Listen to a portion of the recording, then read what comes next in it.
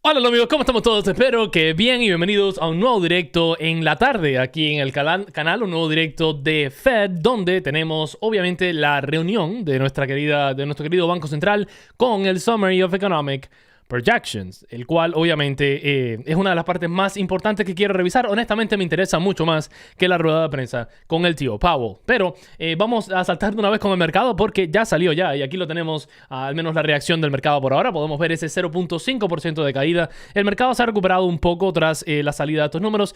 Y pues bueno, vamos a ver exactamente qué fue lo que decidió hacer la Fed. Aquí tenemos el Summary of Economic Projections y tenemos el resumen como tal de lo que decidió hacer la Fed. ¿Qué ha decidido hacer la Fed? Bueno, los indicadores disponibles sugieren que la actividad económica se ha expandido a un ritmo constante. La creación de empleos se ha mantenido baja y la tasa de desempleo apenas ha variado en los últimos meses. La inflación sigue siendo algo elevada.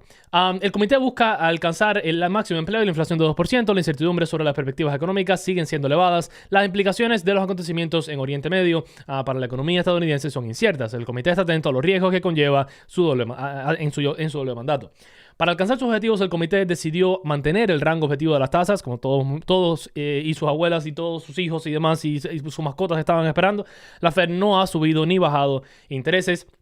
Al considerar la magnitud y el momento de los ajustes adicionales al rango objetivo de las tasas de fondos federales, el comité evaluará cuidadosamente los datos disponibles, la evolución de las perspectivas y el equilibrio de los riesgos. El comité mantiene un firme compromiso con el fomento del máximo empleo y el retorno de inflación al 2%. Esto es el mismo bla bla de siempre. El comité estará preparado para ajustar la postura en dependencia de lo que veamos. Miramos una amplia gama de información, incluyendo bla bla bla. Quienes votaron a favor, la gran mayoría de las personas. ¿Quién votó en contra? Myron, que siempre está no creo que ha votado una vez a favor del resto. Quien prefería reducir el rango objetivo para las tasas de fondos federales, un cuarto de punto. No entiendo mucho este deseo de Myron ahora va a bajar las tasas, sobre todo tomando en cuenta el miedo de inflación. Pero bueno, sabemos que esa es parte de su, vamos a decir, mentalidad con el tema de la Fed. Pero bueno, eso es lo que tenemos. Sorpresa, una vez más, todo el mundo estaba esperando que la Fed no iba a bajar intereses ni a subirlos tampoco, porque sería una locura estar subiendo intereses ahora. Y entonces lo que decidieron hacer es simplemente mantenerlos por ahora. Ahora, esa no es la parte que me interesaba a mí. La parte que realmente me interesa a mí es el Summary of Economic Projections. ¿Por qué? Bueno, porque aquí la Fed que diga nos dice exactamente qué es lo que ellos esperan que vaya a pasar con la economía, con la tasa de desempleo y toda esta serie de cosas en los próximos meses. ¿Qué pasó aquí? ¿Por qué esto se ve tan mal? Está como que zoom, ¿no? Déjame ver acá. Ok, ya. Pero bueno, vamos a ver qué es lo que salió en ese Summary of Economic Projections y qué es lo que espera la Fed. Ok. Aquí debajo tenemos las proyecciones que teníamos para este año, el año anterior. O sea, en diciembre. Estas fueron las proyecciones de la Fed. La Fed estaba esperando 2.3% de crecimiento en PIB en el 2026, ahora esperan 2.4%, okay, lo cual es positivo. El rango de por sí, por cierto, terminó subiendo para todo el mundo, el mínimo y el máximo subieron. En cuanto a 2027, esperan considerablemente más crecimiento, en 2028 también, en 2020 y en adelante también. O sea que la Fed está esperando mejor crecimiento de lo que inicialmente estaban esperando el año pasado, en diciembre. Esto es buenas noticias, tal vez por eso es que el mercado se recuperó un poquitico tras salir estos números. Desde un punto de vista de tasa de desempleo, cero cambios, a no ser un punto porcentual, o sea, 10 puntos básicos técnicamente, por encima de lo esperado en 2027. Esto yo no me lo creo, pero bueno, yo no trabajo para la Fed. En cuanto a la inflación, si esperan un poco más de inflación este año. Estaban esperando inicialmente 2.4, ahora esperan 2.7. Y el resto se mantiene bastante parecido. Y los intereses también se quedan bastante parecidos. Lo que hay menos probabilidades de bajar intereses a corto plazo. Sí, fíjense acá como en 2026 la expectativa anterior era de 2.1 a 3.9. Esto se ha concentrado mucho más desde un punto de vista de cómo esperan los intereses que estén en el 2026. Y hay menos probabilidades de que bajemos más todavía los intereses. Realmente, si les soy sincero, estoy sorprendido con estos números. Estoy muy sorprendido con estos números. Porque cuando vamos a ver... ¿Dónde puedo sacar esa información? Deme un segundito.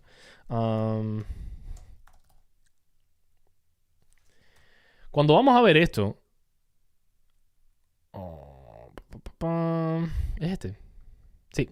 Cuando vamos a ver esto, yo no creo que estamos frente a una economía y vemos esta tendencia tan clara de alcista, aquí estamos en 4.4% de tasa de desempleo, por cierto. Yo no veo cómo en el 2026 esto se mantiene completamente estable. Uno, no veo eso. Dos, miren lo horrible que está la creación de empleos como tal en los Estados Unidos. Y recuerden que todos estos números ellos lo terminan revisando a la baja en marzo del año que viene. O en enero, principio del año que viene. O sea que eso es algo a tener en cuenta. Número uno. Número dos, la inflación, sí, están esperando más inflación a corto plazo, lo cual entiendo. No, la inflación está bastante bien, yo creo, comparado con lo que estamos viendo desde un punto de vista de PCE. Y en cuanto al PIB, también tengo mis dudas, porque si vemos que se mantiene esa tendencia desde un punto de vista del mercado laboral y vemos más desempleo todavía, no sé cómo vaya a reaccionar la Fed a esto. Diciendo eso, por cierto, la Fed nunca te va a decir, pensamos que vamos a ir a una recesión, porque si no, al ellos decir eso, terminarían tumbando la economía. Pero, no sé, me he quedado un poquitico anonadado con este reporte, porque yo pensaba que iban a ser un poco más agresivos o un poco más flojos, pero se han quedado tal cual, como si nada hubiese pasado. El conflicto en el Medio Oriente no está pasando, la caída en empleos no está pasando, todo está bien, todo está normal, no hay ninguna especie de problemas. Y, una más, a pesar de que entiendo el por qué lo hacen, ya que si ellos dicen que nos vamos para recesión, van a terminar creando una recesión, igual yo hubiese esperado un poco más de digamos, mensaje entre líneas, ¿no? Tal vez dejan el unemployment rate plantadito, pero esperan bajar mucho más rápido los intereses. Eso te deja saber que, oye, mira, tal vez esperan algo mal, o viceversa, ¿no? Que esperan, qué sé yo, la inflación que se mantenga un poco más sólida y suben los intereses. Cositas así. Yo no espero una vez más que ellos nos digan que nos vamos a recesión, pero estaba esperando un poquitico más de drama con esto, si les soy sincero. Ahora lo que toca hacer es esperar a ver qué nos dice el tío Pavo. Vamos a ver, pues. Es correcto, la Fed solo muestra la punta del iceberg. Es verdad, es verdad. Ese es el... así es como funciona, la verdad. No está funcionando el chat. Déjeme un segundito para ver qué le pasa. Ahora sí, ok. ¿La caída de empleos está ocupada por la IA? No necesariamente. No necesariamente. Esto es algo que llevamos viendo desde antes de toda la narrativa de que la inteligencia artificial iba a robar todos los trabajos y demás. Estamos hablando de una economía que está debilitada. Porque no creo que la inteligencia artificial esté quitando trabajos en hospitality, ¿cómo se llama esto? En mesero. No creo que haya ninguna inteligencia artificial quitándole trabajo a los meseros todavía. Araceli, ¿cómo está? Aquí estamos listos para noticias. Gracias, Jorge. Preocupante la situación en la que nos encontramos. Vamos a ver, Ivette. Saludos. Gracias por estar acá. Steven, ¿cómo está? José, ¿cómo está? Juan Cortés, ¿cómo está? Movie All Time, ¿cómo está? Milton, saludos. Voy a extrañar a mi tío cuando no esté en cargo. Le queda una reunión más, ¿no? Sí, la de abril. Bueno, esta y otra más. Bueno, no nos queda mucho del tío. Desgraciadamente no nos queda mucho. Vaya, sorpresa, no somos los tipos. Un gusto verte el día de la Fed para ayudar juntos. Bueno, realmente, a ver, no creo que... la sorpresa no era de... yo estoy sorprendido no con la decisión de no bajar. Estoy sorprendido con ese Summary of Economic Projections. Como que no dice nada. No sé, está un poco raro. Pero que se fuma la Fed, como se nota que está muy alejado de la realidad, tremenda irresponsabilidad del comunicado. Lo primero mata. Bueno, es lo que es. Todos firmes en el directo. Así mismo es. Esperando que Nike baje a $50. Guillermo, me va a parecer complicado que llegue, pero a ver. No es imposible, nada es imposible en esta vida. ¿Consideras que Visa y Mastercard se encontrarán a buen precio? Están a decenticos precios. No me encantan a estos precios todavía, pero no me desagradan tampoco. Si tiene razón con ese punto sobre los puestos, pero sí ha influido en que se han automatizado varios puestos, que los puede realizar la IA y de acá a 10 años. Pero... Sí, obvio, sí, 100%. ¿Es esa la razón por la cual la economía de los Estados Unidos está creando tan pocos empleos? No, al menos no por ahora. La conferencia, Guillermo, es en 20 minuticos, más o menos. Tenemos un tiempo para conversar aquí y que me hagan sus preguntas y yo conversar con ustedes un rato acerca de lo que sea que quieran. Martín, otra persona más hablando acerca de Mastercard. A ver, realmente Mastercard, si vamos a ver aquí en Investing Pro y demás, se ve devaluada por debajo del valor intrínseco, pero como siempre les he dicho con Investing Pro, toman todo esto con un granito de sal. Al final uno siempre debería poner sus propias expectativas y hacer sus cálculos de forma manual o semi-manual. Usted puede venir aquí si quiere, por cierto, y de forma semi-manual ver los números que ellos están utilizando y demás. Y si quiere actualizar algo lo puede hacer, ¿no? Pero realmente yo creo que estas compañías, lo que es Visa, lo que es Mastercard, debido a todo el terror que hay ahora con estas compañías de pagos, que si los stablecoins, yo creo que se pueden dejar ver y yo creo que pueden haber oportunidades. Lo que pasa desde mi punto de vista es que yo creo que todavía no está en un valor que me siento muy interesante comprando, ¿no? No veo un valor muy atractivo todavía para mí. Pero sí que es curioso ver estas compañías al mínimo de 52 semanas con, obviamente, lo potentes que son, digamos, ¿no? Lo mismo con Mastercard, lo mismo con American Express hasta cierto punto. Aunque Amex tiene un poco más de riesgo, ya que están un poquitico más metidos en el área bancaria o semi-bancaria, ¿no? Pero igual. Eso dice poquitico, dislike. Lo siento. No lo volveré a decir. Una pregunta, ¿cuál podría ser la solución o soluciones para corregir y reparar el estado de la economía? ¿Puedes comentar algo sobre esto, please? Jay, yo no soy economista ni soy político, así que no le sé decir. Yo creo que definitivamente cosas como el tema de los aranceles no ha ayudado necesariamente. Yo creo que cosas como el hecho de que las personas simplemente no tienen dinero no ayuda. ¿Y cómo se le da dinero a las personas dándole trabajo? Pero si no se crean trabajos, ¿por qué no se están creando trabajos? ¿Por qué las empresas están tan asustadas de no crear trabajos? Bueno, eso sería lo que habría que resolver. Pero una vez más, no soy economista ni les sé decir exactamente cómo resolver ese tema. Yo sé que las herramientas que, por ejemplo, tiene la Fed es imprimir dinero o bajar intereses. Y están haciendo ambos, al menos poco a poco. Karen Economics dice, lo que más están cayendo son los activos defensivos. Bueno, sin drama. Estaba viendo eso en el heatmap, sí. Aunque, a ver, estamos viendo dolor en general en todo el mercado. Lo que menos afectado se está viendo es el área industrial, cómicamente, y semiconductores. Pero el resto realmente está bastante rojito en unísono, ¿no? Salud, software, Apple cayendo fuerte también, Google, Meta, Amazon. Pero sí, es cierto que desde un punto de vista de sectores, Consumer Defensive y Healthcare es lo que más afectado se está viendo ahí. Isabela dice que Visa morirá, lo dudo mucho. Mastercard sí sobrevive y será el monopolio absoluto para gastar tus stablecoins en cualquier comercio, cualquier sitio, prácticamente todos los exchanges manejan tarjeta Mastercard. Creo que es una visión muy limitada, Isabela, porque usted piensa que realmente... Primero que todo, vamos a suponer que para ahí va el mundo, que es una suposición a hacer. Yo personalmente no pienso utilizar nunca un stablecoin, me parece hacer lo mismo pero con más pasos. Al menos por ahora no tiene ninguna especie de beneficio desde mi punto de vista utilizar un stablecoin. Pero bueno, vamos a suponer que hacia ahí vaya el mundo. ¿Usted piensa que Visa se va a quedar con las manos cruzadas esperando a ver qué pasa? Yo no lo veo. Realmente no lo veo. Buenas tardes. ¿Cómo sé cuándo debo ir vendiendo una acción para ir teniendo efectivo? Mano, Morphing, basado en su análisis, hermano. Basado en su análisis, basado en su perfil de inversión. Eso no hay una cosa que usted pueda mirar que le diga, ok, ahora es el momento. Tiene que ver mucho con su perspectiva y junto con eso, el análisis que le haga esa acción y a dónde quiere tener dinero y toda esta serie de cosas. Cabo dice, Bitcoin goes to zero, representa tan solo 0.09 del market cap mundial. Sí, a ver, primero que todo no creo que eso vaya a pasar, pero segundo, si fuese a pasar, el problema no fuese tanto la cantidad del market cap mundial, sino el terror que causase en otras cosas. Porque también tiene que tener en cuenta que si Bitcoin goes to zero, todo el mercado de cripto va a desplomarse, ¿no? ¿Y cuánto dinero está atado y apalancado ahí? Mucho. ¿Qué pasa cuando todo ese dinero apalancado entra en juego? Bueno, pues hay personas que van a tener que vender sus inversiones en bolsa, en bonos, en oro, en lo que sea, para poder cubrir esos margin calls. Y ahí es donde empieza el terror financiero. Yo he dicho siempre que yo creo que al final de todo, si el Bitcoin fuese a caer, yo creo que fácilmente pudiese causar una crisis financiera por la cantidad de dinero que está metido ahí y apalancado ahí. Juan dice, huele a que viene algo grande para la impresión de dinero, nos están mintiendo en todo. ¿A qué se refiere? ¿A qué se refiere con eso? ¿Cómo ves Adobe y el precio de ahora? Robert, he hablado a más no poder de Adobe. Creo que varios ya saben mi opinión. Los stablecoins es como invertir en cartas de Pokémon. Es como invertir en cartas de Pokémon con pasos extras.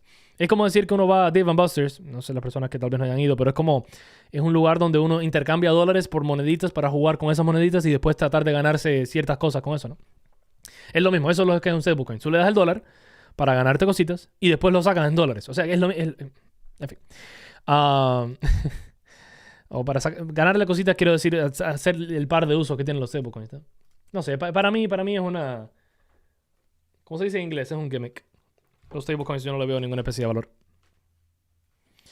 Pero es un mercado muy grande al final. Y es cierto que muchas personas sí le ven valor, pero no pasa nada. ¿Cómo ves a Micron? Dice Jorge. Veo a Micron absurdamente sobrevalorada y que me da terror. Me daría terror estar entrando en estos puntos. Si tuviese acciones, ok, tal vez mantuviese un poco para ver qué tal, pero ni loco estaría interesado en entrar aquí. Y yo sé que muchas personas dicen, oh, pero si tienes solamente 12 de forward P. El P no lo es todo. El P no lo es todo. Yo creo que hay que mirar un poco más allá. Y mi miedo grande con Micron es que sí, ahora hay mucha demanda. Esta no es la primera vez que le pasa a Micron. Esta no es la primera vez que vemos una gran cantidad de demanda por Micron y después se estanca o no hace absolutamente nada por muchísimo tiempo. Yo creo que tenía que irme un poquito más atrás. Bueno, aquí podemos ver algo muy parecido en el 2000. Para después no hacer absolutamente nada en cuestión de 10 años, ¿no? Y hemos visto movimientos parecidos en el pasado, pero nada tan loco como esto, lo cual me da un poco de temor a mí. Pero bueno. John Niker dice, la gente hoy en día utiliza mucho los stablecoins para ocultar eso de impuestos y ocultar mucha fortuna. Eso yo no creo que es un uso muy bueno. ¿Cómo ves? 30 acciones es demasiado. Benji, depende mucho de la cantidad de efectivos que tienes. Si tiene 45 millones de dólares, pues puede que estar bien. Si tiene $2,000, pues creo que es demasiado. Sin duda. La Fed va a decir que estamos mal, pero vamos bien. Yo creo que al contrario. Yo creo que la Fed va a decir que estamos bien, pero que hay sus cositas preocupantes. Es lo que ellos van a decir. Yo creo que ese va a ser el tono general de nuestro tío Powell en unos 13 minuticos que lleguemos. Vamos a ver. Comprando Adobe, dice Jerson, super. Micron está expuesto, pronto corregirá. Vamos a ver. Buenas, bro, hablaste algo del Bitcoin, no mucho. Solamente un pequeño comentario. No sé si no puede ser mi portafolio bajando y el Barça nomás no quiere ganar. ¿Cómo están los partidos? ¿2-2? Uy. Está interesante el partido entonces. Bueno. Me encantaría estarlo viendo, pero bueno. No voy a poder. Agregué más Visa, SSHD y SML, ¿qué crees? Y Microsoft también. Y me quedé con dinero por si acaso. Tengo más o menos 30 acciones, es demasiado. Tengo que recortar. Creo que las compras no están mal necesariamente. No soy el mayor fan de ESML en este punto, pero entiendo que a muchas personas les gusta y es una excelente empresa, sin duda. En cuanto a la cantidad de acciones, como le comenté, depende de su capital. Quitan los aranceles, bajan tipos y termina el conflicto, nuevos máximos. Sí. No veo cómo no pasa. Realmente. Ahora, ¿va a pasar eso? No lo sé, Rick. No lo sé. El Brent le cuesta superar los $100. De momento parece algo controlada la cosa. Sí, por el momento. Pero ten en cuenta que también el petróleo es extremadamente volátil, sobre todo en momentos como estos. Y fácilmente podemos ver que de la noche a la mañana algo cambia y ¡pum! Sube 7%. Así que por ahora no hay mucho que predecir. ¿Venderás a Chile? No soy propietario de Chile. O vendrás, caramba. Disculpe mi dislexia. Rey, eventualmente tal vez sí. Me gustaría ir a muchos lugares en Latinoamérica, pero no por ahora. Tengo muchos otros planes de cosas que quiero hacer. Monedas dice, para mí caerá el mercado un 5 o 10% antes de junio para después llegue con fuerza el mercado para las elecciones. Monedas, si usted se pone a revisar cómo es que funcionan los mercados en años de midterms, siempre son bastante mediocres y malos, al menos estadísticamente hablando. El año de midterm tiende a ser malo. O sea que no veo cómo va a ir con fuerza las elecciones, sobre todo tomando en cuenta toda la data de polls y de análisis y demás, que se estima que el Partido Republicano vaya a perder mucho. Vamos a ver.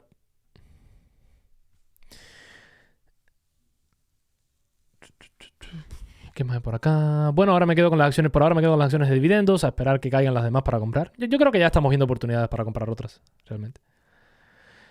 Y después hacemos la encuesta de Micron. Estamos un poco lejos todavía de eso. Cristian dice, como vamos, ya se cayó el mercado y volvemos a la época de las cavernas. No creo que ese sea el punto tampoco. No lo creo, al menos. Lo de Micron era porque su negocio es muy cíclico, pero ahora con la super alta demanda se espera que ya no sea así hasta 2030 por lo menos. Considerando eso, podría ser buena opción. Si todo el mundo sabe, y la expectativa es que Micron va a tener un muy buen negocio hasta 2030, ¿usted piensa que si Micron reporta buenos números hasta el 2030 la acción va a subir más? ¿O ya todo eso está descontado? Es la pregunta que se tiene que hacer. Y cuando hablamos acerca del tema de evaluación y de expectativas y demás, lo que tenemos que calcular es bastante simple. Es lo que realmente pensamos que puede pasar contra las expectativas. Y obviamente ver cómo está ese margen de ganancia que le podemos sacar a esa diferencia entre la realidad y la expectativa. Si la expectativa está muy alta, la compañía tiene que hacer muchísimo para sobrepasar un poco nada más esas expectativas. ¿Y cuánta ganancia le vamos a sacar a eso? No mucho.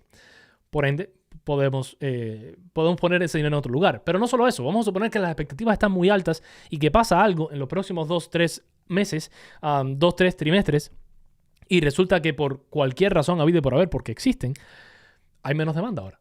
Y ya todo el mundo quiere hacer una pausa en su build-out de data centers. Y nadie quiere estar haciendo nada porque hay temor por lo que sea que esté pasando. ¿Qué pasa con Micro en ese entonces? Pues estas son las expectativas y esta es la realidad. ¿Qué pasa con la acción? Se desploma.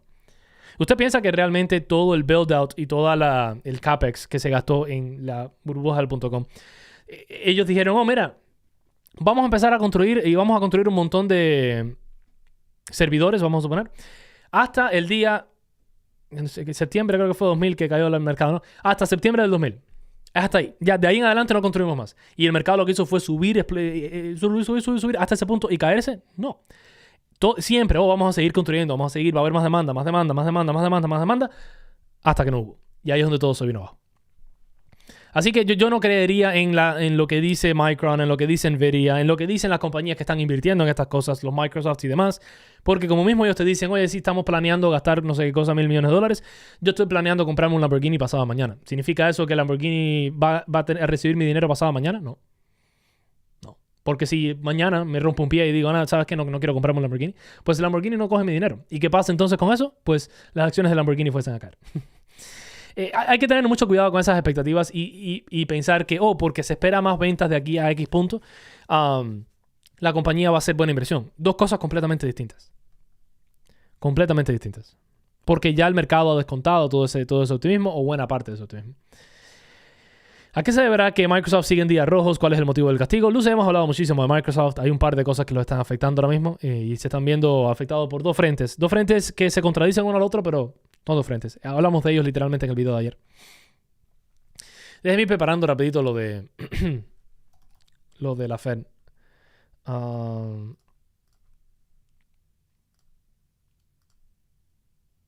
Ok. Tengo que venir aquí. Cambiar el source del audio. Son 3 segundos nada más. Creo que ya estamos bien. Okay. Fantástico. Por eso siempre en las valoraciones pongo bajo, medio y alto. Dice con las expectativas bajas tiene margen, compro bastante, siempre bajando expectativas. Así es como se debe hacer, Samuel. Así mismo como se debe hacer. ¿Cómo ves a FEMSA UBD? ¿Qué es eso, Morfin?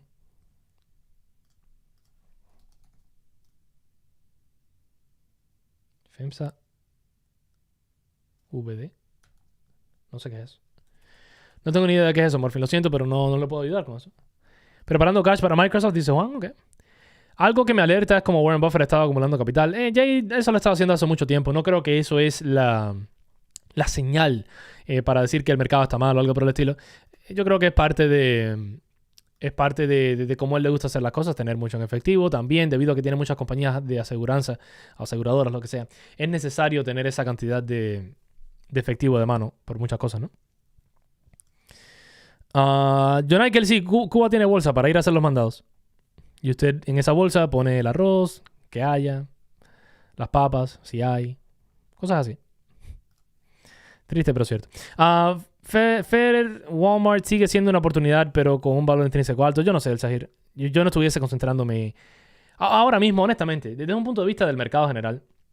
Yo no creo que estamos viendo buenas oportunidades en el área defensiva ya. Eso fue 2025. Si no entraste en ese barco, too late. Creo que todavía hay sus oportunidades en el área de salud, sin duda alguna. Sin duda alguna, creo que hay muchas oportunidades en el área de software, así sea software infrastructure o software application. También creo que hay sus oportunidades en el área de comunicación, en el área discrecional definitivamente. Servicios básicos no tanto, materiales no me interesa, energía ni loco lo toco ahora. Financieros tampoco ni loco lo toco ahora. O sea que hay sus sectores interesantes. Yo no creo que este sector es el que me interesa a mí ahora mismo. Realmente. ¿Qué más hay por acá? ¿En qué quedó la compra de Kenview? Todavía no ha pasado nada. Esperamos a que Amazon baje a $200 o ampliamos posición. Steven, tiene que ser su decisión, hermano. Yo creo que sería ideal que Amazon bajase por debajo de $200, pero puede que no baje por debajo de $200, ¿no? Es un poco difícil darle esa respuesta porque es muy personal, digamos, ¿no? Es su opinión, dependencia de su análisis. Mercado se desinfló todo lo que se recuperó, por cierto. Completamente todo lo que se recuperó. ¿Crees que los grandes inversores sabían sobre el conflicto? No. A pesar de que el mercado está máximo, había muchas oportunidades como para tener tanto efectivo. Ejemplo, Buffett, no. Los grandes inversores no saben de esas cosas geopolíticas. Lo que ellos, obviamente, tengamos en cuenta que hay muchas cosas pasando en la economía que no tienen nada que ver con el conflicto, que preparan un ambiente, vamos a decir, violento contra los inversores, y por eso es que el inversor inteligente, los grandes inversores y demás están teniendo efectivo. Es malo. Esperando la gran corrección, dice que hay más. Vamos a ver. Ojo, UPS corrigió y en 97 plus dividendos de 6 plus. Está interesante, sin duda. Sin duda. Aquí vamos a ver FEMSA de lo que sea en Investing. Que por cierto, hablando acerca de Investing, recuerden que está el descuento ese. Le quedan un par de horas nada más si quieren sacarle provecho a una de las mejores plataformas allá afuera para analizar compañías. Aprovechen. Y ellos sacan este descuento más o menos una vez al mes, más o menos. Pero no sé si vayan a volver a sacar el descuento de 55. Antes lo que ellos hacían era el 50% de descuento. Fomento Económico Mexicano. No, tengan en cuenta que estas cosas, no puedo dar mi opinión, no tengo ni idea de qué es esto, no sé cómo funcionan. Es uno de los varios, una de las varias botelladoras de Coca-Cola, ¿no? Bueno, ahí puede ver el valor intrínseco y demás si quiere, pero tiendo a no dar opiniones sobre lo que no conozco. O sea, aquí lo tiene.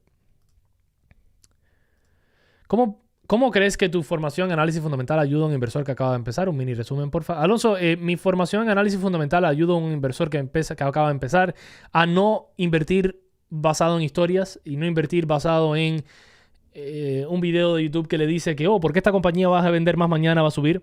Porque eso no tiene nada que ver. Si usted va a comprar su negocio, y este es el mismo ejemplo que siempre les doy. Si uno va a comprar un negocio, vamos a suponer que va a comprar un restaurante que queda por su casa, que a usted le gusta mucho, que está muy sabroso. Y ustedes le dicen, mira, nosotros esperamos crecer el año que viene 50%, y el otro año 50%, y el otro año 50%, el otro año 50%. Danos $7 millones. Y tú dices, ok, está bien, te doy 5 millones, pero ¿cuántos que tú vendes? No, nosotros ahora vendemos $5 al año. Y el año que viene vamos a vender 7.50. Y el año que viene vamos a vender 50% más que eso. ¿Tú vas a pagar 5 millones de tu dinero por eso? No. O sea que el área de evaluación es el área, honestamente, más importante a la hora de invertir que todo el mundo ignora. ¿Por qué? Porque es difícil, es más difícil. Es muy fácil decir, mira, ASML tiene unas máquinas muy buenas para fabricar semiconductores y ahora con la inteligencia artificial es muy importante invertir en esto porque sabemos todos que va a subir. Asumiendo que, estamos pagando un buen precio por ASML, asumiendo que todo esto va a seguir así, asumiendo que no va a haber ningún problema. Y para el inversor principiante, lo único que hacen es mirar eso. Wow, mira, ASML, muy buen negocio. Mira, ASML ha subido mucho en estos últimos meses. Voy a entrar porque definitivamente voy a hacer más dinero yo. No. Retornos pasados no significa retornos futuros. Y cuando vamos a mirar una compañía, el valor que estamos pagando nosotros por ese negocio y el valor que podemos recibir es la parte más importante si realmente queremos hacerle dinero. ¿Es fácil analizar fundamentalmente un negocio? Depende de cuán profundo sea el análisis. Pero definitivamente es más difícil que mirar un grafiquito y poner un par de líneas random. Eso lo hace cualquiera, eso lo hace un niño de 5 años. Pero a la hora de calcular la evaluación y demás, hay que meterse dentro, hay que mirar los estados financieros, hay que sacar cálculos, hay que ver expectativas, tratar de tomar alguna especie de margen de seguridad que queramos hacer. Y por eso es que muchas personas no se interesan en el análisis fundamental al principio. Y yo creo que es un gran error. Gran error. Ok, damas y caballeros, tenemos nuestro tío Powell en unos segundos realmente. Vamos a ver qué nos dice nuestro tío. Vamos a ver si nos da muchas vueltas como un trompo hoy o no. Ojalá que no. Ojalá que mueva este mercado y que lo tumbe todo para ver si hay más oportunidades.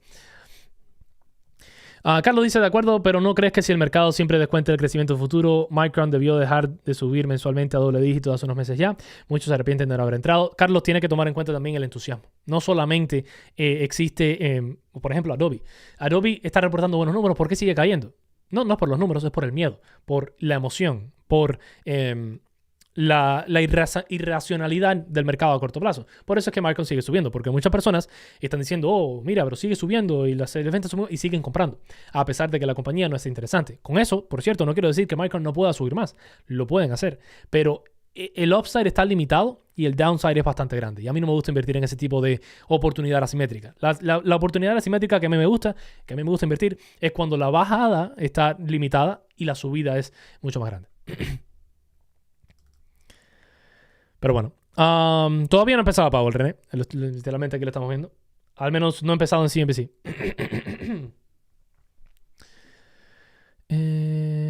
Visa debajo de 300 te parece interesante. Yo creo que ese ha sido el tema del día. Y sí, yo creo que, que se deja ver. No es la compañía que más me interesa, pero bueno. Morphing, tengo el curso de análisis fundamental para eso. Y tengo un par de clases acerca de eso en el Patreon también si están interesados. Ok, ya ahí tenemos el tío Pavo. The implications of developments in the Middle East for the U.S. economy are uncertain. We will remain. Tengan en cuenta que ahora lo que él hace al principio siempre es lo mismo, es literalmente resumir lo que vimos, lo que leímos en general. Activity has been expanding at a solid pace. Consumer spending has been resilient, and business fixed investment has continued to expand.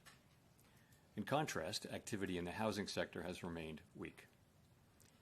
In our summary of economic projections, the median participant projects that real GDP will rise 2.4% this year and 2.3% next year, somewhat stronger than projected in December. In the labor market, the unemployment rate was 4.4% in February and has changed little since late last summer. Job gains have remained low. A good part of the slowing in the pace of job growth over the past year reflects a decline in the growth of the labor force due to lower immigration and labor force participation, though labor demand has clearly softened as well.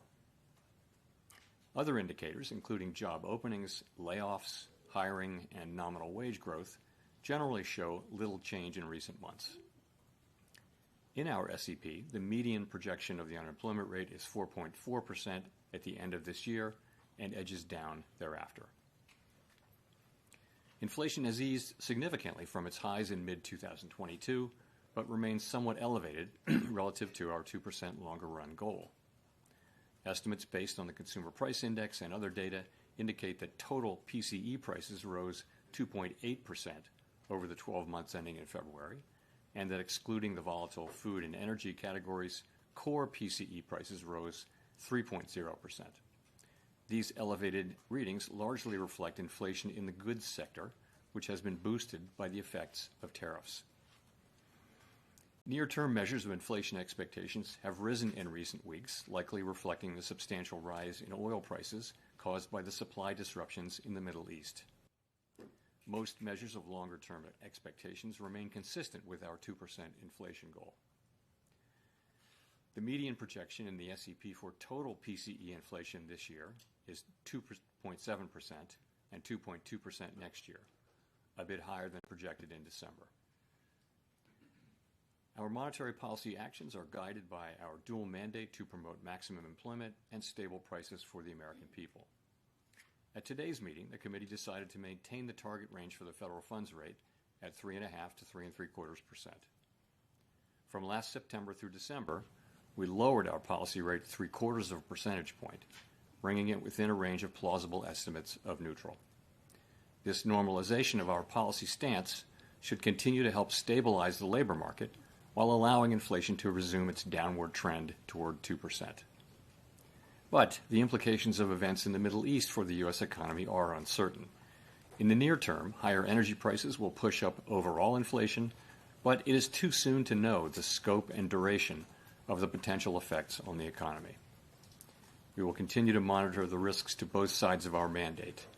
We are well positioned to determine the extent and timing of additional adjustments to our policy rate based on the incoming data, the evolving outlook, and the balance of risks. In our SEP, FOMC participants wrote down their individual assessments of an appropriate path of the federal funds rate under what each participant judges to be the most likely scenario for the economy. The median participant projects that the appropriate level of the federal funds rate will be 3.4% at the end of this year and 3. Aquí está hablando acerca del Summary of Economic Projections que ya tocamos. Las expectativas en cuanto a la Fed, esto es un poquitico, nada más como lo comenté, complicado. No estoy muy seguro por qué lo mantuvieron tan estable. Pero bueno, literalmente estamos hablando acerca de eso, de que política monetaria, lo que sea. No sé, hay algo ahí que no me da mucha confianza en cuanto a esos números de la Fed. No sé si es que quieren no meterle miedo al mercado, que yo creo que está bien, o que son... No quiero pensar que son completamente incompetentes. Yo creo que es más que nada eso, que no quieren meterle miedo al mercado. Our success in delivering on these goals matters to all Americans. We at the Fed will continue to do our jobs with objectivity, integrity, and a deep commitment to serve the American people. Thank you, and I look forward to your questions. Thank you. Colby Smith of the New York Times. There's been some debate about whether the Fed should look through the inflation that will come from higher oil prices stemming from the Middle East conflict. Is that the right approach at this juncture? And to what extent does the fact that inflation has been above target for roughly 5 years now influence the committee's thinking around this? So, first, let me say we're well aware of the performance of inflation over the last few years and how a series of shocks have interrupted progress that we've made over time. And that happened most recently with tariffs, and now there will be some effects on inflation coming forward. The thing that's really important that we see this year is progress on inflation through a reduction in goods inflation as the one-time effects on prices of tariffs go through the system, go through the economy. That's the main thing we're looking for going into this exercise. And we need to be seeing that to sort of understand that we actually are making progress, because on net we didn't make progress. And if you look at total core inflation, it's about 3%. And some big chunk of that, between a half and 3/4, is actually tariffs. So we're looking for progress on that. The question of whether we look through the energy inflation doesn't really arise until we have kind of checked that box. It, of course, is kind of standard learning that you look through energy shocks, but that's always been dependent on inflation expectations remaining well anchored. And I think now it's also dependent on what you mentioned, which is that broader context of 5 years now of inflation above target. We have to keep all of those things in mind, and the question of looking through when it does arise will be one to approach not lightly, but in the context that you mentioned. And just on the SEP, can you help us make sense of why there is still a bias to cut for most officials this year, despite the upward revision to headline and core inflation and the essentially unchanged forecast for growth and unemployment? Just curious, kind of what's the genesis behind the need? What's the need for the cut? Yeah, so there are 19 people, and so 19 reasons, 19 individual submissions. But and if you notice, the median didn't change, but there was actually some movement toward a meaningful amount of movement toward fewer cuts by people. So 4 or 5 people went from 2 to 1, let's say, 2 cuts to 1 cut, and each person has individual, stories behind what they want to do. But essentially, it is that the forecast is that we will be making progress on inflation. Not as much as we had hoped, but some progress on inflation. It should come as we start to see in the middle of the year progress on tariffs, going through once and then tariff inflation coming down. We should be seeing that. And, the rate forecast is conditional on the performance of the economy. So if we don't see that progress, then you won't see the rate cut.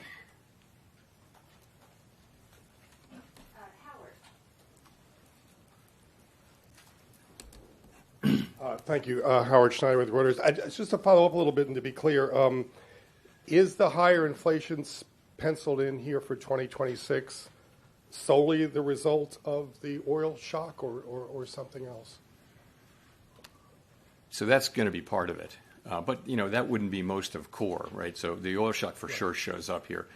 Some of that will be in core as well. But yes, but no, there's also just the feeling that we haven't seen, the progress that we had hoped for on core goods and on tariffs and on the rest of it.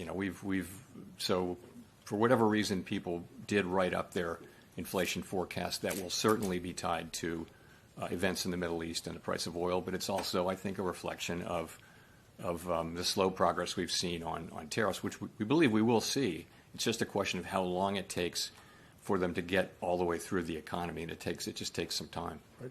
And is the lack of change in the SEPs, again, just to explicate this a little bit, more due to the expectation that the oil portion of this will pass through, or more out of concern that there is a potential blow to consumption and growth coming in the form of wealth effects with the stock market down, in the form of gas prices, diverting spending from other parts of the economy?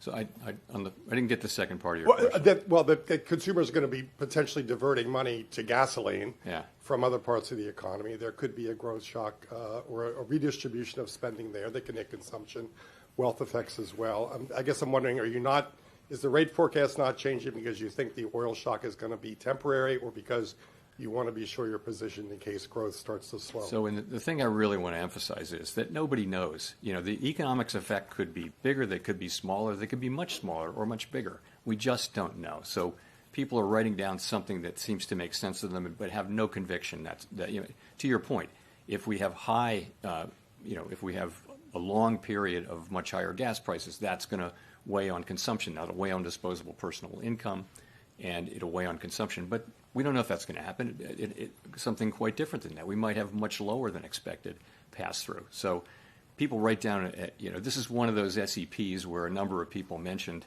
if we were ever going to skip an SEP, this would be a good one, because we just don't know. So I wouldn't say there's a conviction that this is going to go through quickly or not quickly. It's just you got to write something down, and this is something that is that people wrote down. We don't debate how long. How do you do that? We wouldn't be able to debate what the length of or size of these effects would be. We just have to kind of make an individual statement. And also, what you've written down before you'll be reluctant to move too far away from that, just because you don't know. It's so unclear what the direction from this particular end will be. Meanwhile, the growth has been solid, and inflation, the overshoot is mainly from the goods and tariffs. And, the labor market is, the unemployment rate, of course, is little changed since September. You have a very, very low break-even rate, apparently, for new jobs, with little growth in either demand or supply. But the U.S. economy is doing pretty well. It's just we don't know what the effects of this will be, and really no one does.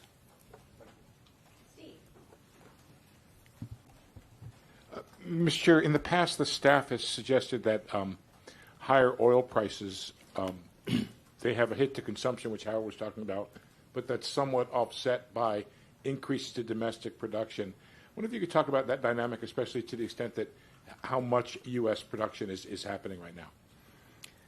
So the first thing is there is, the original thinking, the long-standing thinking, put it that way, is that you do look through energy shocks. But as I mentioned, that's conditioned on inflation expectations and that kind of thing. So, your question was? What the staff is saying about, and has said in the past. Yeah. So there'll be an offset. Offsets, yeah. So that's true. We're a net exporter of energy, right? So any effects on employment and economic activity and spending would be offset to some extent by the fact that our oil companies will be more profitable, and they may even do more drilling. If you ask oil companies about doing more drilling, though, they're going to want to see, a consistent rise in oil prices from where they were before the buildup for the war, and they're going to want to believe that that's going to be persistent for a fairly long time. So they're not sitting there waiting for oil to go over $70 a barrel, and then they're going to start drilling or whatever. They're going to make a reasoned, careful judgment that we're going to have higher oil prices for an extended period, meaningfully higher. So I wouldn't say there's much of that happening. Not much will be happening now, but some of that could happen over time if you see that. But so the net of the oil shock will still be some downward pressure on spending and employment, and upward pressure on inflation, of course.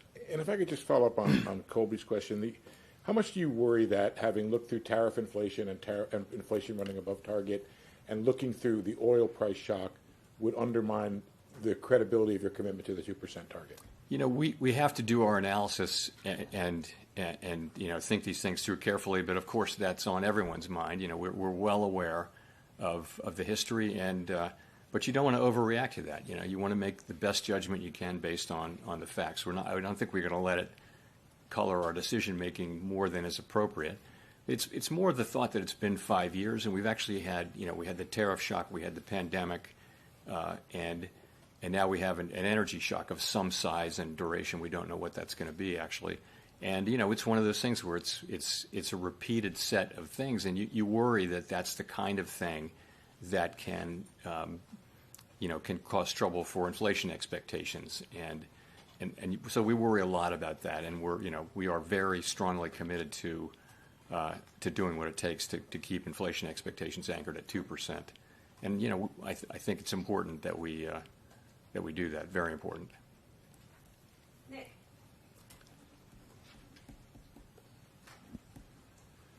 Nick Timoros, Wall Street Journal. Chair Powell, you've described monetary policy as modestly restrictive. If the unemployment rate is roughly stable, inflation moving sideways in the high twos, with an ongoing overshoot in services and non-housing services, not just goods, and the economy doing fairly well as you just outlined, what gives you confidence that inflation returns to target over the next couple of years?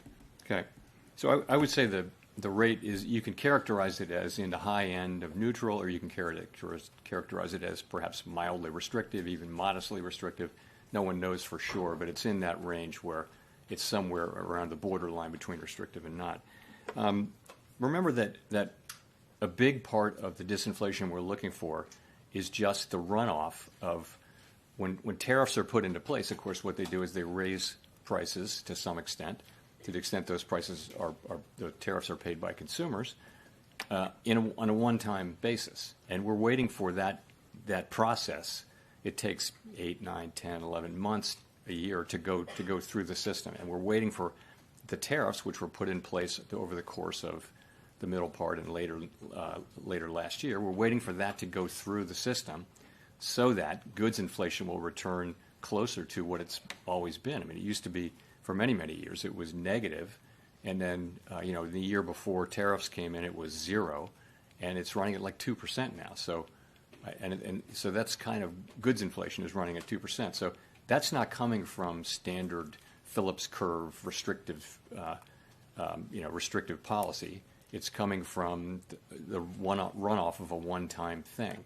We also think it's important, though, to keep policy either mildly restrictive or, you know, close to that, but not too restrictive because of the weakness in the downside risk in the labor market. We are balancing these two goals in a situation where the risks to the labor market are to the downside, which would call for lower rates, and the risks to inflation are to the upside, which would call for higher rates, or not cutting anyway.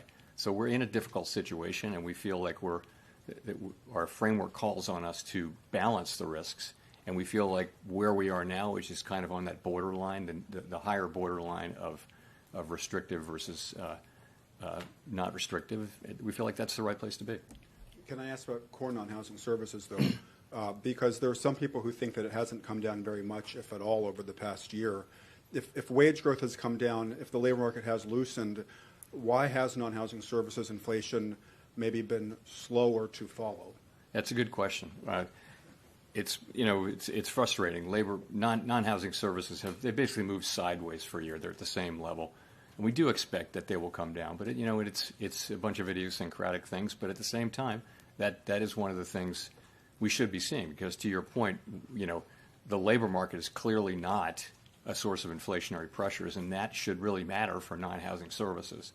But we're not seeing progress there. So we do, you know, what we expect for next year is continued. What we want to see for this year, rather, is continued progress on housing services.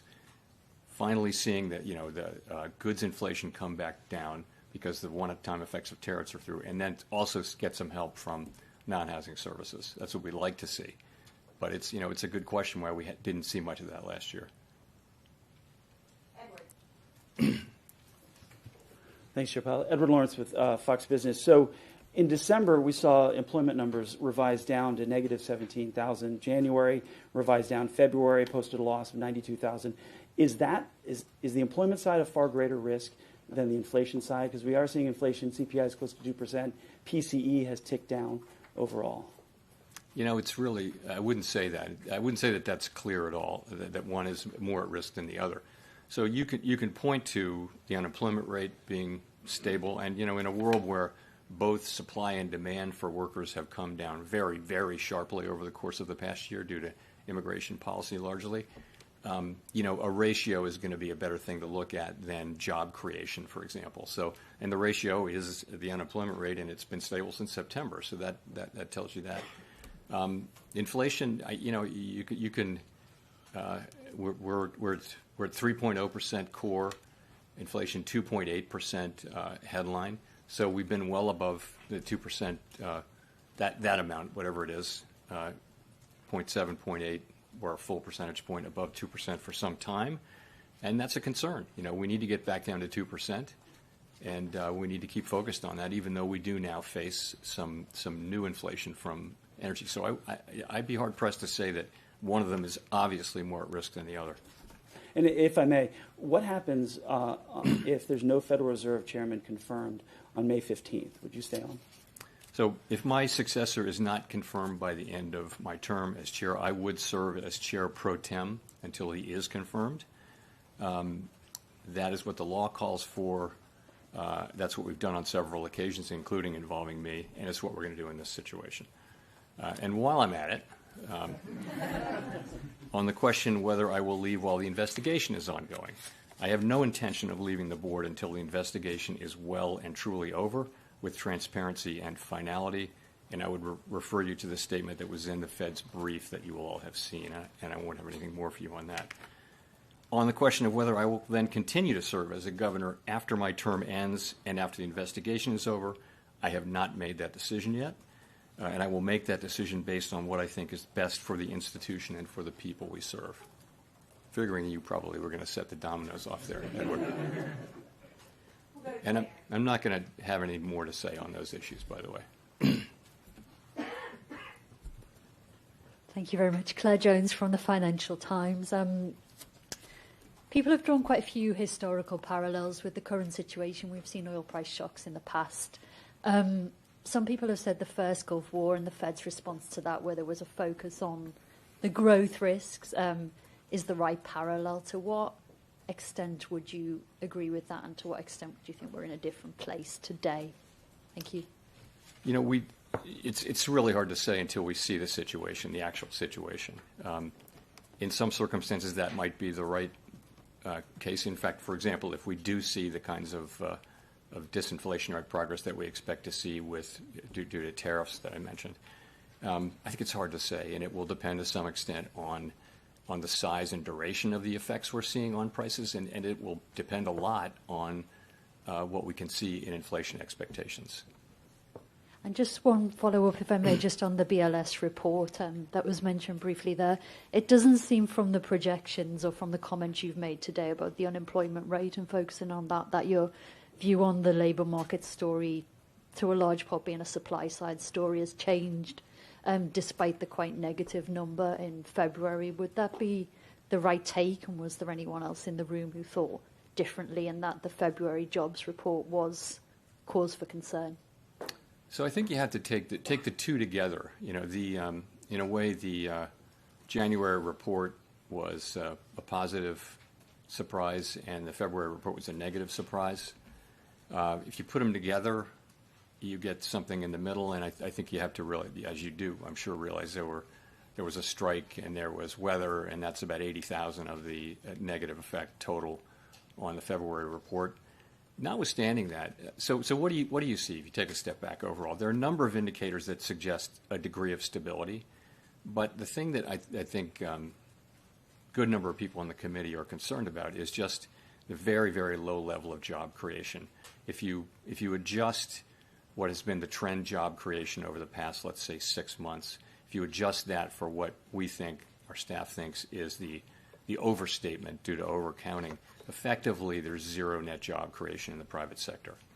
But actually that looks like that's about what the economy needs in terms of dealing with very, very low non-existent, really, growth in the labor force, which, of course, we've never had in our history. So you've got a sort of a zero employment growth equilibrium. Now, that's balance, okay? But, I would say it does have a feel of downside risk, and it's not kind of a really comfortable balance. So, we look at that, we see it, we get it, and I mean, everybody understands the arithmetic, and that's you can say the break even is zero, but nonetheless, it's something we're watching carefully, and are concerned about. But ultimately, though, you can argue that it's a consequence of deliberate policy, which is really the changes to immigration. That's the biggest factor there, and but nonetheless, something we watch carefully.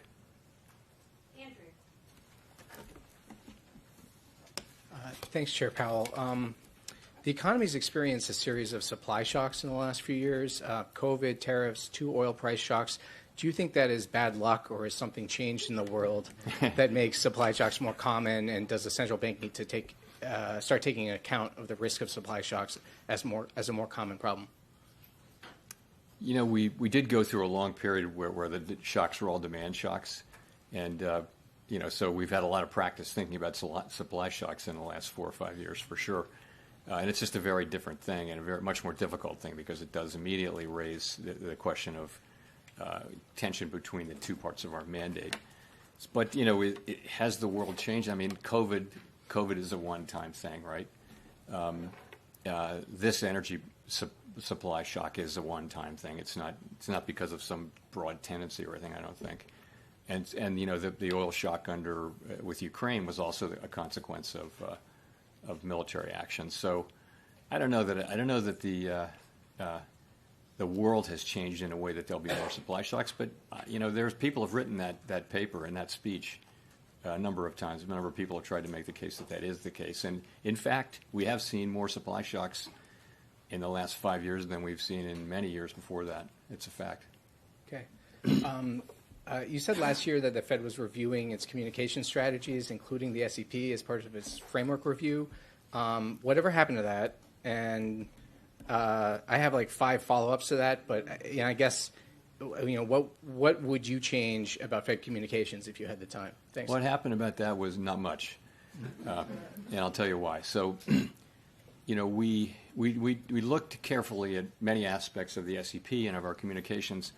And there weren't any ideas that had very broad support on the committee. And you don't want to make a change to your communications unless you have the committee behind that. So we didn't really make any changes on that. I had hoped that they had some things that I wanted to do, but they didn't attract broad support, and we'd already made all the changes we made to the framework. That was a critical thing. So we didn't. And I wish we had been able to do some things, but we didn't. So maybe the next chair will take a look. I'm sure he will.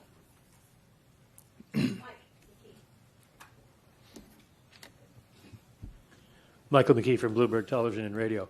The minutes show in January some members of the committee wanted to include a two-sided guidance on policy. Was that discussed today? And given the rise in the inflation expectations, how much support for a two-sided policy warning would there be? So it did come up today. The policy the possibility rather that our next move might be an increase did come up at the meeting, as it did at the last meeting. The vast majority of participants don't see that as their base case, and of course we don't take things off the table. But you correctly characterized what was in the minutes that several participants indicated, and something very much like that conversation did happen. What was your second question, though? That was just one question there, but follow-up would be. There are a lot of goods besides oil that are trapped in the Strait right now, and a lot of supply chains getting snarled. How much concern do you have about whether, if this becomes an inflation problem beyond just oil, whether there's anything you can do about it or would do about it, given the efficacies of monetary policy? You can worry about other commodities. You can worry about all of the ways that oil-related commodities go into manufacturing and that kind of thing. The truth is it's completely out of our hands, and we just, like everybody else, we have to just wait and see what happens. And it'll come down to how long, the current situation lasts, and then what are the effects on prices, and then how do consumers react and that kind of thing. Really, I wouldn't speculate in any way, and there's really not a lot we can do other than kind of watch and see. Afternoon, Chair Powell. Maria Luisa Capurro with Bloomberg News. I wanted to ask you, you've said longer-term measures of inflation expectations reflect confidence that the Fed will get back to its 2% goal, but there are some colleagues of yours who have pointed to higher dispersion in household service, in business service as well. So, and that they take as a signal that inflation expectations may be less sticky than in the past. I'm wondering if there was a discussion around that at this meeting across the committee, and what were the views of what is the state of inflation expectations and the risks from higher oil and gas prices. So at this meeting, I mean, a number of people mentioned and staff briefed on short-term expectations having moved up quite a lot for reasons we understand well. But long-term expectations, you know, you can always find one that's troubling or some aspect of one that's troubling, but ultimately, right through this whole period, the overwhelming majority of the things we look to, including markets, including surveys of the public and also of forecasters, they've all been pretty solid on longer-term inflation expectations being right where they need to be, consistent with 2%. So that continues to be the case. We didn't have a lot of conversation about that. I think everyone does agree that we'll be watching those extremely carefully as we see the effects of the price increases come through from the conflict. And still on how the discussion went across the committee, before coming to this meeting, there were some members who were discussing the risks of a slowdown in growth and at a time of where inflation remains high. It really doesn't seem that most members are penciling in a slowdown in growth. No. But has there been any discussion of the risks of stagflation at this point? So people actually wrote up their growth forecast by a tenth, and I think that's probably to do with just growing confidence in productivity. But sorry, and your second question was just... if there have been any discussions about the risk of stagflation scenario. Yeah, so as I mentioned, there is tension between the two goals, right? The upward risk for inflation and downward risk for employment. So, and that puts us in a different situation. You know, when we use the term stagflation, I always have to point out that was a 1970s term at a time when unemployment was in double figures and inflation was really high and the misery index was super high. Add them together, you get the misery index. And that's not the case right now. We actually have unemployment really close to longer run normal, and we have inflation that's 1 percentage point above that. So calling that stagflation, it's not. I would reserve the term stagflation for a much more serious set of circumstances. That is not the situation we're in. What we have is some tension between the goals, and we're trying to manage our way through it. It's a very difficult situation, but it's nothing like what they faced in the 1970s, and I reserve stagflation for that, the word for that period. Maybe that's just me. Elizabeth. Thanks so much. Elizabeth Schulze with ABC News. President Trump says that oil prices and overall inflation will go down very rapidly as soon as the war ends. Do you agree with that? I don't have a forecast on that. When we're thinking about the impact on American households, as you know, they've been facing these higher prices for years. They've seen an almost $1 increase in gas. How worried are you about households, especially lower income families, being able to afford those price hikes? And should people be bracing for higher costs, including for food now? We don't know how big these effects are going to be, and I don't want to characterize them in any way. Of course, people are already seeing gas prices. Gas prices are up almost $1 a gallon. We hope that isn't for a long period of time, and of course people will feel that, but I don't want to speculate about what that might mean, because honestly that would sound like I have some idea of what's actually going to happen, and I don't think anybody really does. We're going to see how this works out, and I just would leave it at that. Victoria. Hi, Victoria Guido with Politico. I just wanted to ask, for purposes of the next meeting, how the Middle East war develops between now and then, how are you thinking about what might guide action at your next meeting? I mean, if we have oil prices, above $100 a barrel the entire time until the next meeting, is that going to change your wait and see stance? Like, what would lead you all to move, or are you on hold pretty indefinitely? We'll have to wait and see. I mean, we always say we're going to learn more by the next meeting, and usually we do, but in this case, we're going to learn a lot because we're going to learn 6 weeks to the day till the next meeting. And, we're going to see whether what happens is it's going to be very important for the way the economy looks and the way the outlook evolves. With what happens in the Middle East, that's going to be a big factor, and we'll know that then. I don't know how it's going to affect our thinking. I really don't. And we did talk about alternative scenarios a little bit, but it's just I wouldn't bring that in here. It's very uncertain, and I just want to remember that we don't know, and we shouldn't assume it's going to be one thing or another. We're going to see. So is it a matter of you don't know how the situation itself is going to evolve, or even if things remain as they are, the economy could still remain relatively durable in face of them? Yeah, that's true too. No, I mean, the U.S. economy has just, made it's been strong through a whole bunch of challenges. I mean, if you go back to 2023 when we raised rates a lot in 22 and 23, and close to 100% of economists called for a recession, which didn't happen. In fact, 2023 was a really strong year. So the U.S. economy has really been just doing pretty well through a lot of significant challenges over the past few years. It's been amazing to see. And I don't know what's going to happen in the next intermeeting cycle, and I don't know what's going to happen in the Middle East. I wouldn't want to speculate.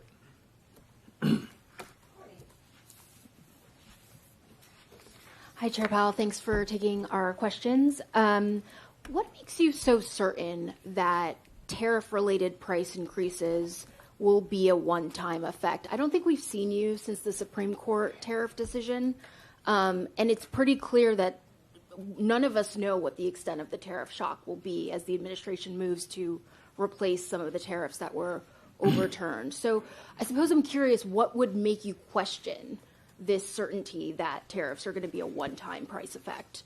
Well, I would not at all use the word certain about my views on that. I'm not certain. I'm uncertain. But just if you think about what it is, it's a one-time increase in the price of a good, right?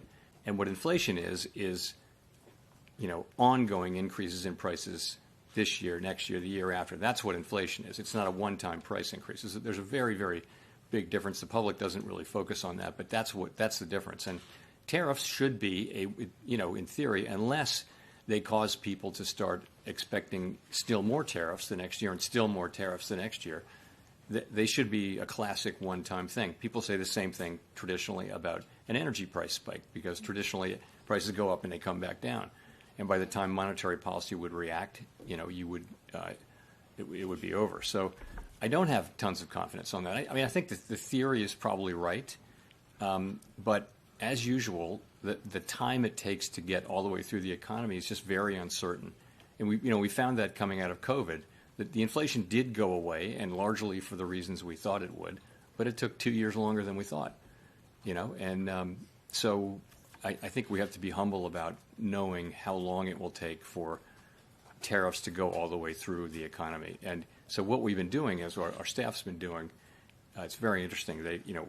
They started off with just an estimate because there wasn't a real history. And then they've built, based on the history that they're seeing of tariffs coming through into prices, they can now have an arc. And for all the tariffs, they can say, well, so we have, I think, a slightly more confidence that we will see tariff inflation coming down, not prices, but you won't see further increases. And we should start seeing that more and more in the middle parts of the year. We do expect that.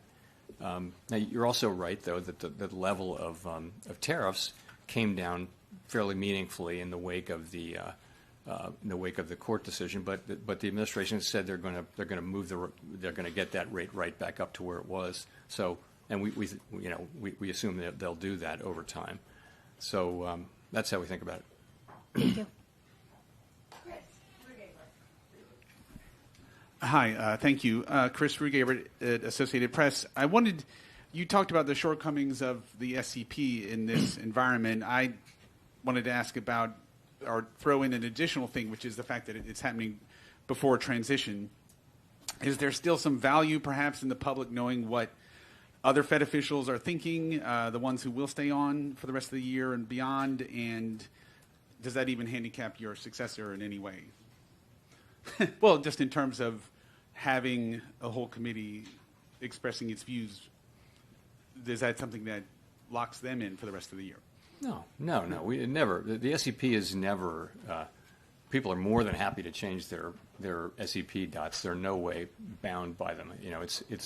It's your opinion at a moment in time, which can change based on events. Sometimes very quickly.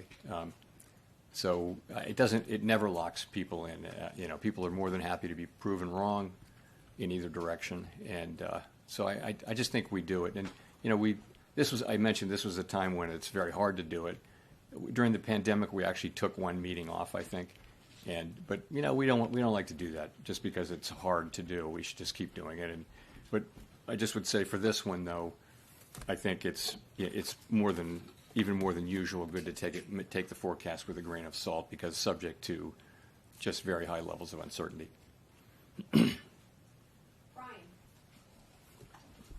Hi, Chair Powell. Brian Chung with NBC News. So you mentioned at the beginning of this conversation that you're well aware of the history of inflation running above target. It seems like that might be what's underpinning the affordability problem that we're hearing a lot about on Main Street. Are there any signs to you that that's impacting the psychology of the consumer, especially given that they're a big driver of overall economic activity? I'm not sure what that's all about, but I'll tell you what I think and what we see in surveys, and that is, there were big price increases all around the world, by the way. Everywhere in countries like the United States had basically the same kind of thing. It was a global inflation coming out of the pandemic, and everywhere people are feeling like real wages have been going up in the United States now for 3 years, roughly. But people are not feeling good about it yet, and it will take some years of positive, real earning gains for people to feel good again, we think. But you're right. But when you talk to people, they do feel squeezed, and there are areas where prices are still going up, like insurance. Various different kinds of insurance are getting more and more expensive, and that's just catching up really from inflationary pressures that take a while to get to into the price. So we take it very seriously. We don't dismiss it at all. It's a very real thing from the standpoint of what people are experiencing, and what it does for us is, makes us even more committed, if that's possible, to getting inflation back to 2% on a sustained basis. How does the Fed's independence play into the ability to address affordability? Well, independence is what allows us to do our jobs, and stable prices is half of our mandate. It's one of our two mandates, maximum employment being the other. I mean, look at every advanced economy that looks anything like the United States, anywhere in the world, in a market economy, in a democracy, and you'll see, pretty much central bank independence that looks a lot like, in some cases, stronger than what we have. But it's critical that we have that so that we can do the things when we need to do them to preserve price stability. And it's an accepted standard practice, and I think has a lot of support, certainly in Congress, which is where our oversight is in Congress. And you see that among Democrats and Republicans in the House and the Senate.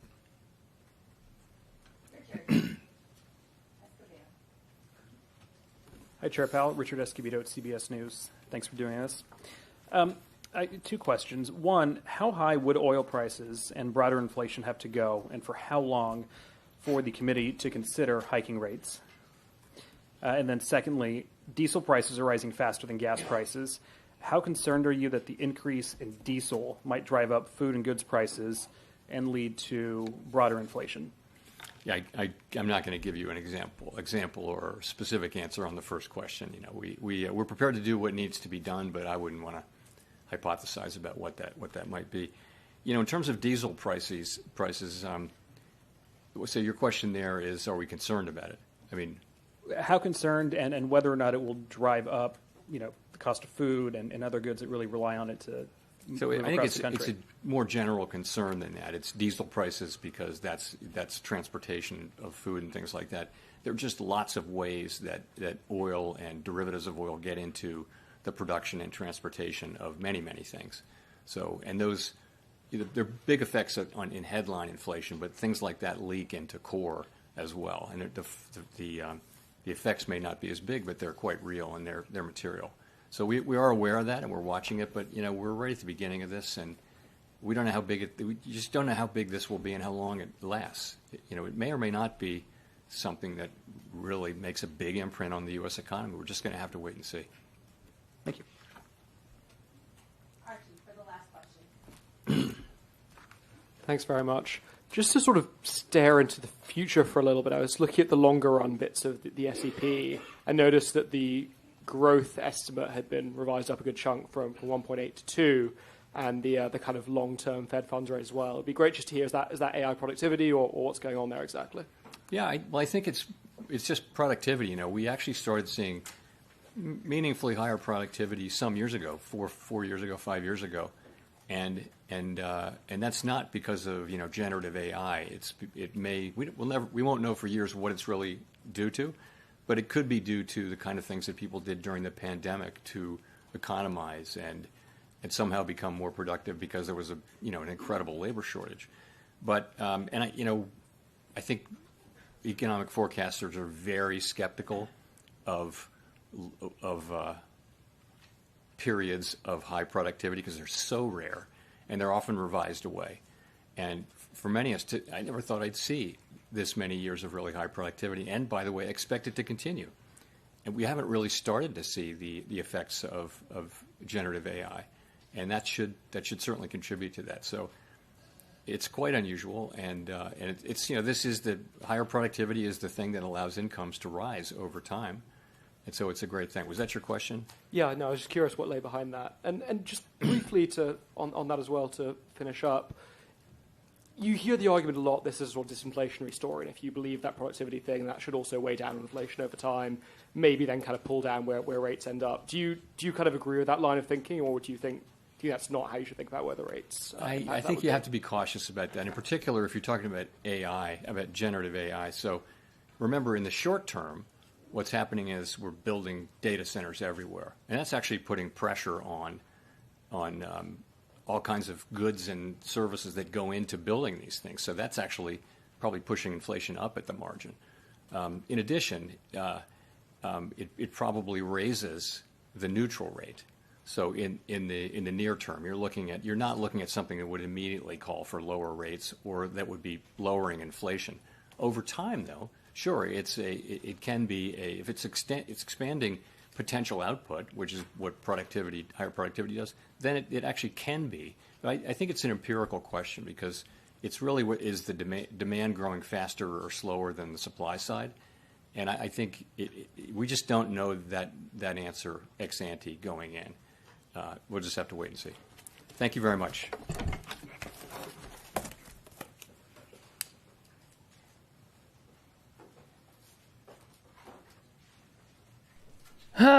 Bueno, ahí lo tenemos, damas y caballeros. La reunión de la Fed hecha, completada, finiquitada, como querramos llamarla. Y yo diría que esta es la reunión de la Fed de esperar y ver. Al punto que me atrevería a decir que no sé por qué hicieron una reunión si no tenían ni idea de qué iba a pasar. Y a ver, no los culpo, no es que estoy diciendo, ay, ¿cómo se atreven a no saber lo que va a pasar? Obviamente no son adivinos.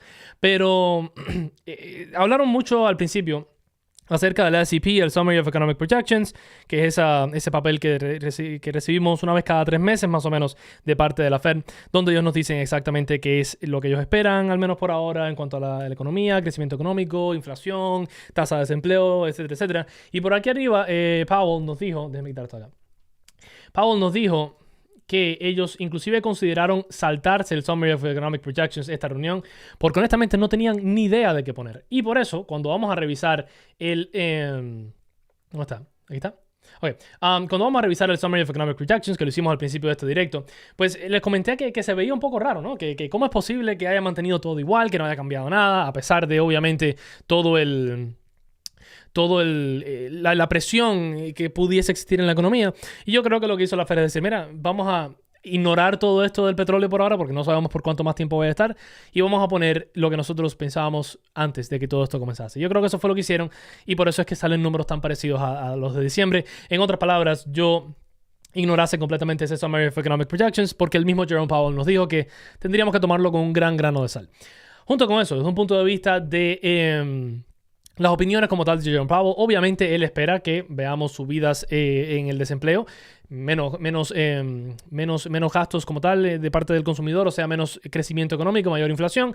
Lo que obviamente eso no lo pusieron en el Summary of Economic Projections porque la cantidad de personas que ve esta reunión comparado con la persona que lee los documentos es mucho menor, ¿no? O sea que él va a decir estas cosas en vivo y no las va a poner en el Summary of Economic Projections para no asustar las cosas por gusto. La otra parte importante son solamente 3 cosas que dijo en toda la reunión, 4 tal vez. La tercera cosa que dijo en cuanto a la reunión que me pareció muy interesante es cuando le estaban preguntando acerca de la tasa neutral. Recuerden que la tasa neutral es cuando la tasa de intereses está en línea con la inflación. Ellos piensan que están un poco por encima de la inflación, esa tasa de intereses, y que sobre todo cuando una vez que ya hayan pasado los efectos de los aranceles, pues esto debería de verse más claro todavía y esto debería ayudar a bajar a la inflación. Pero nos dijo que no pueden tener los intereses tan altos debido a los riesgos a la baja del mercado laboral, pero no dijo riesgos a la baja, él dijo debido a la debilidad, riesgos a la baja del mercado laboral. O sea, en otras palabras, no quiso decir debilidad del mercado laboral porque una vez más él tiene que cuidarse mucho de las palabras que dice para no asustar a la economía y creo que después de eso fue que el mercado empezó a caer un poco más agresivamente. Yo creo que eso fue por acá. Por aquí fue. Si mal no recuerdo, porque sí fue más o menos a mediados de la reunión. Pero bueno, de todas maneras, esa literalmente yo creo que es la parte más interesante de toda la reunión. Lo último que dijo es que le preguntaron acerca de los planes de la Fed para próximas reuniones y demás, y él dijo que aunque sí conversaron de planes para subir intereses en la próxima reunión, que no iban a hablar mucho acerca de eso porque dependía mucho de qué es lo que recibamos próximamente. O sea que puede que veamos una subida de intereses en la próxima reunión, al menos por ahora el mercado no lo está descontando, al menos hasta donde yo sé. Y el mercado no lo está descontando en lo absoluto, pero tenemos que tener en cuenta que esto fácilmente puede cambiar. Se extiende más el conflicto, vemos un reporte de labor relativamente normal, que no está muy golpeado, y vemos un reporte de inflación, un par de reportes de inflación altos, pues sí, pudiésemos ver cómo esto cambia y vemos una subida de intereses, lo cual no sería muy ideal para nadie. Así que, bueno, es lo que tenemos desde un punto de vista de la reunión de la Fed. ¿Me sorprende a mí lo que salió? No. Me sorprendió un poco que el Summary of Economic Projections fuese tan inútil y tras escuchar los comentarios de él diciendo de que pensaron inclusive saltárselo, pues tomó mucho sentido eso. Y más allá de eso, bueno, pues pueden ir a ver si quieren el directo completo y ver todos los comentarios, pero el resto fue lo mismo de siempre, de tenemos que esperar y ver, tenemos que esperar y ver, tenemos que esperar y ver, tenemos que esperar y ver, tenemos que esperar y ver. Esa fue la reunión, que es lo que ha sido la reunión por mucho tiempo, pero siempre yo creo que uno le puede sacar un par de datos, ¿no? Si queremos leer entre líneas a lo que está haciendo la Fed y más o menos cómo están pensando, pero no es nunca nada claro al 100%. Diciendo eso, damas y caballeros, eso es todo realmente. El mercado rojito, el mercado no muy feliz que digamos actualmente, y yo creo que esto no debería sorprender a nadie una vez más. Yo creo que es parte de lo que debería de pasar con este tipo de noticias. Vamos a ver, yo creo que nada ha cambiado, yo creo que seguimos con la misma volatilidad. No es que esta reunión de la Fed nos ha dicho nada nuevo, realmente no nos dijo mucho. Más allá de una posible, tal vez, subida de intereses en la próxima reunión o miedo de que la Fed tiene de que el mercado laboral se les descarrile completamente, ¿no? Pero en cuanto a nosotros inversionistas, no cambia mucho. Seguimos viendo las mismas oportunidades más o menos. No es que el mercado se esté desplomando tampoco, ni que esté subiendo nuevos máximos. O sea que yo creo que tal y como la Fed está siendo paciente, nosotros deberíamos ser bastante pacientes también y ver qué es lo que puede pasar, ¿no? Tener efectivo en mano, tener un portafolio diversificado para que nada nos coja de sorpresa. Y eso realmente es todo. Déjenme saltar rapidito con el chat. A ver por acá. Puras pérdidas estos últimos días. El mercado ha estado negativo. No se puede sorprender mucho eso. Con eso que diga. Un placer, Reina. Para eso estamos. El mercado no ha bajado nada. Sí, ha bajado un poquitico. Nada suficiente. Yo esperando que esto siga bajando y lo que hace es subir y subir. Bueno, el mercado no está cayendo necesariamente. O sea, no está subiendo necesariamente, que diga, está cayendo, aunque sea un poco. ¿Qué más hay por acá? Suerte que compré Google en 140 en abril, tengo mucho margen. Felicidades, Samuel. De verdad que sí.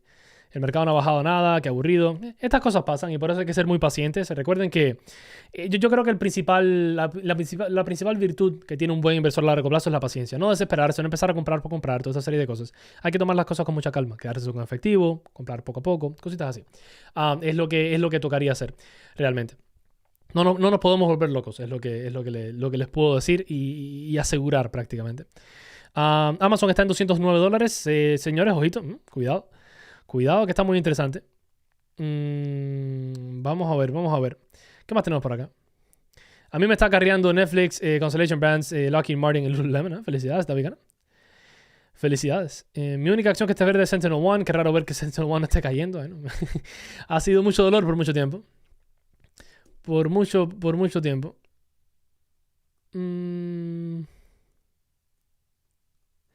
¿Qué más tenemos por acá? ¿Qué múltiplo están utilizando para valorar Adobe? ¿Cuántas veces? A mí no me sale rentabilidad buena. Samuel, una vez más, no mire PI, mire otras cosas, mire valor intrínseco y cosas así. Flujo de caja libre, cositas así. Yo creo que en un muy malo escenario, Adobe debería de regresar a los 350, siendo bastante conservador. Algo más realista, yo creo que fácilmente a largo plazo, no estamos hablando de pasado mañana, pudiésemos regresar a los 400 y algo. Sin duda alguna. Yo aproveché las caídas y compré 50 acciones de Comcast a 28.70. Felicidades, César. Comcast es una de esas compañías que sin duda alguna me interesa. Sin duda alguna. Ok, diciendo eso, damas y caballeros, creo que ahí lo voy a dejar realmente. Me hubiese gustado aguantar hasta el directo, o sea, hasta los earnings de Micron, pero no creo que va a ser posible. Tengo un montón de cosas que hacer y no creo que el mercado vaya a hacer muchas más cosas. Sí, puede que el mercado caiga un poquitico más. Si vemos mucha locura, pues tal vez les haga un directo en ese entonces, pero no me encanta la idea de hacer 3 directos en el día porque a veces YouTube se pone belicoso con eso, no manda la notificación y toda esta serie de cosas. Así que prefiero dejarlo aquí. Revisamos los earnings de Micron en vivo mañana si es significativo suficiente como para mencionarlo. Y nada, vamos a ver cómo continúa moviéndose el mercado. Yo creo que esta reunión de la Fed nos enseña sin duda alguna que hay que seguir tomando las cosas con calma. No nos podemos desesperar, no podemos tomar ninguna especie de decisión alocada, porque así es como las personas pierden dinero. Y yo creo que lo último que queremos hacer en este tipo de mercado ahora es perder dinero. Así que, nada, eso es lo que hay. Gracias a todos por haberse pasado por acá. Espero que les haya gustado el directo, espero que hayan aprendido algo como de costumbre. Y nada, nos vemos en la próxima. Tengan en cuenta que ayer subí el primer resumen de mercado en los shorts aquí en este canal, que estaba subiendo en Instagram por un tiempo. Lo sigo subiendo en Instagram, por cierto, si están interesados en seguirme. Pero también lo voy a estar subiendo acá. O sea que posiblemente les haga un videito ahora que va a salir próximamente antes del cierre del mercado con lo de la reunión de la Fed. Y tal vez les haga un short de cierre de mercado junto con los earnings de Micron para aquellos que tal vez quieran verlos. En vez de hacer el directo, creo que eso va a ser mejor para mí también. Tengan en cuenta que he tenido un par de días bien complicados y el tiempo no me da. El tiempo realmente no me da. Pero bueno, eso es todo. Vamos a ver cómo se sigue moviendo el mercado. Gracias a todos por haberse pasado por acá. Recuerden los enlaces en la descripción por si algo les llama la atención. El descuento de Snowball Analytics, el descuento de Investing Pro, que expira prácticamente en un par de horas. Así que eso sí, les recomiendo que lo aprovechen mucho. Y obviamente si quieren hacer sus impuestos conmigo, revisar si pueden ahorrarse dinero en su seguro de auto, lo cual viene muy bien ahora y mucho más, pues todo eso está en la descripción. Gracias una vez más por la 15ª vez por pasarse por acá. Nos vemos la próxima. Los quiero un montonazo. Chao, cuídense.